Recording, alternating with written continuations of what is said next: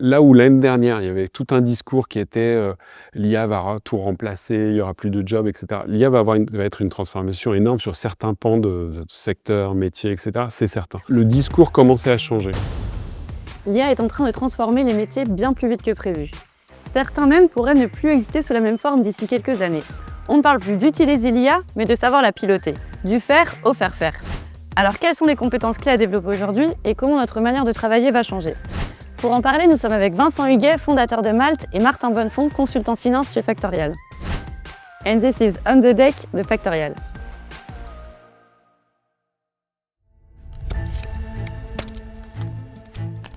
Bonjour, je suis Vincent Huguet, CEO et cofondateur de Malt, et je suis ravi de vous parler aujourd'hui de l'impact de l'intelligence artificielle sur le monde du travail.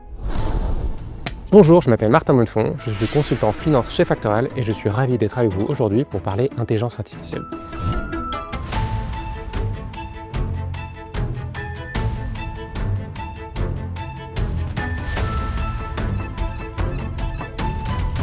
Bonjour Vincent et Martin. On the Deck se déroule de la manière suivante. Vous allez d'abord répondre à une question sans savoir ce que l'autre aura répondu. Puis vous aurez ensuite l'occasion d'échanger vos impressions et d'approfondir vos réponses. C'est parti.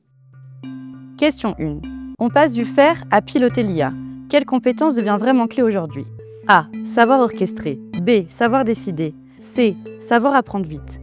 D. Le joker. Alors, orchestrer et décider, ça va être très important, mais je choisis le C, apprendre vite, parce que c'est avant tout un changement culturel et d'apprentissage. Alors, avec les réponses que j'ai à ma disposition, je partirai, et j'en suis même sûr, sur celle-ci, savoir décider, qui me semble être le plus important.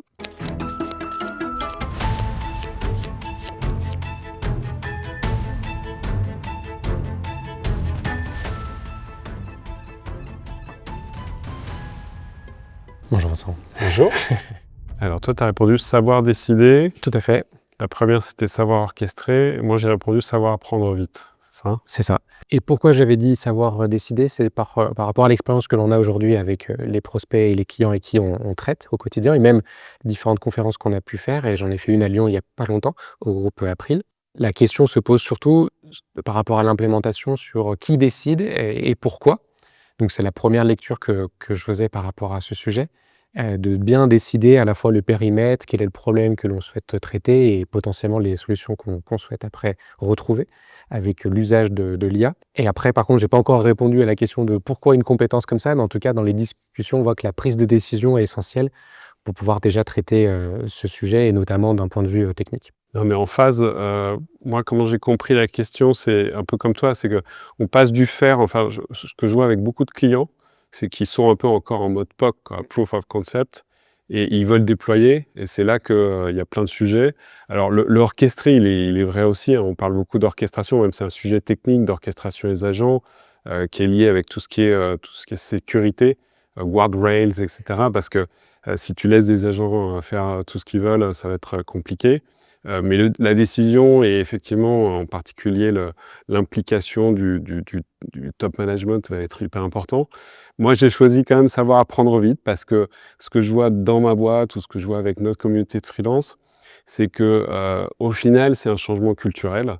Et donc, comme l'a été la transformation digitale il y a 20 ans peut-être, là, c'est une autre transformation où il faut savoir s'adapter et il faut savoir apprendre. Et c'est pour ça que j'ai choisi celle-là. Et par rapport à ça, dans la notion d'apprentissage, qu'est-ce que tu mettrais en avant, par exemple, chez vous? Ça commence par quoi, en fait, l'apprentissage? C'est du vocabulaire, c'est tout de suite de la mise en action, c'est de la rencontre avec des produits nouveaux, ou alors c'est une liberté, vous dites, faites ce que vous voulez, vous nous ferez un retour après, comment vous Je pense l'organisez? que c'est avant tout de la curiosité.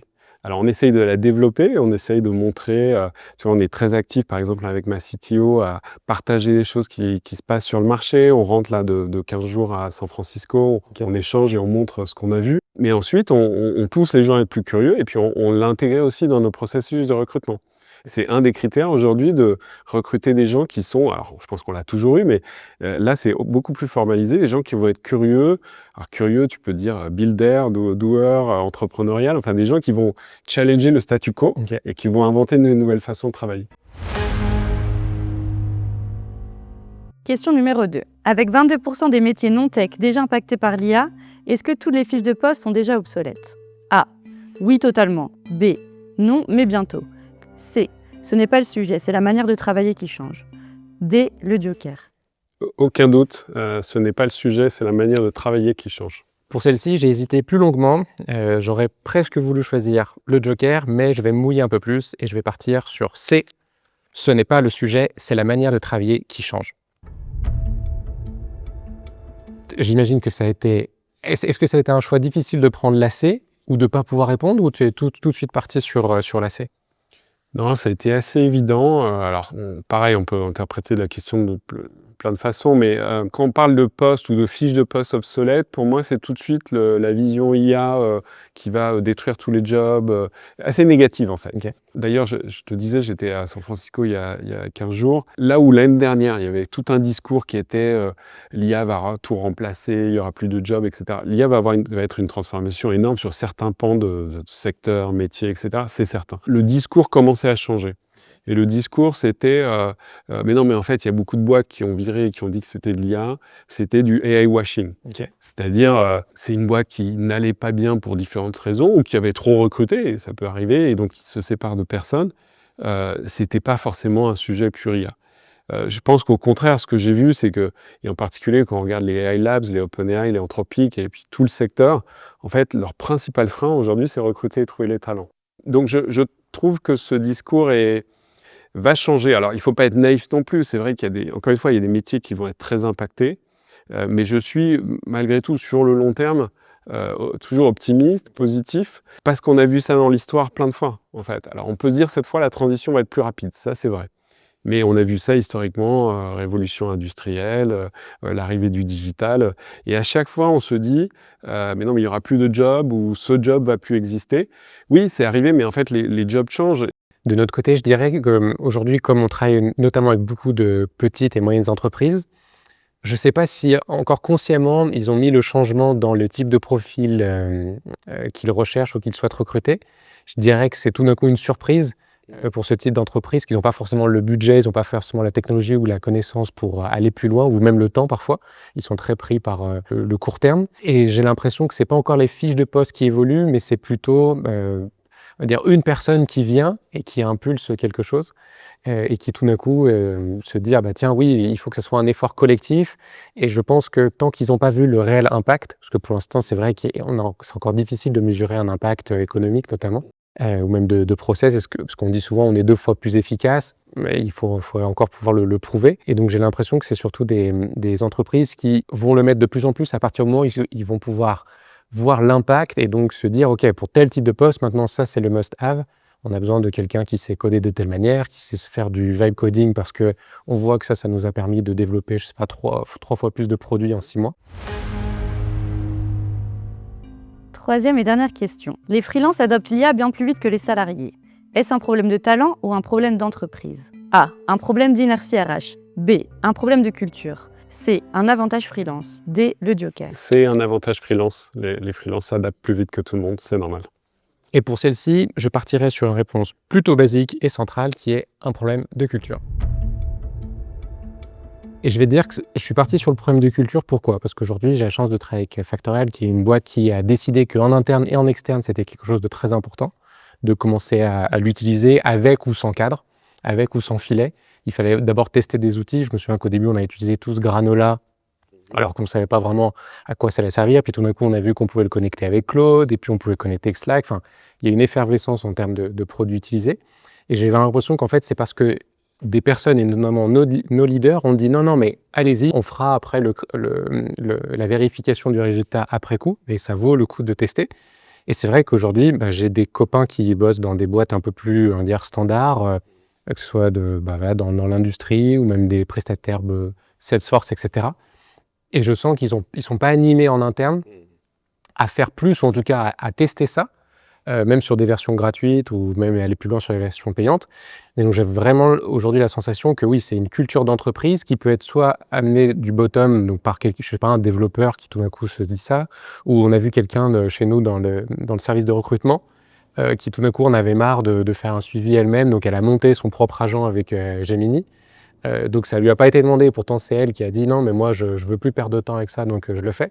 Et bien sûr nos leaders qui ont dit c'est super important. Donc c'est le côté problème de culture. J'ai l'impression aujourd'hui les salariés sont, on va dire globalement sont freinés, sont bridés, Mais peut-être que c'est inconscient. Nous, en interne, par exemple, dans une boîte comme la nôtre, je pense comme chez vous, d'abord, ma CTO, son équipe, on met tout en place pour qu'effectivement les gens puissent de façon très autonome tester des choses avec différents outils.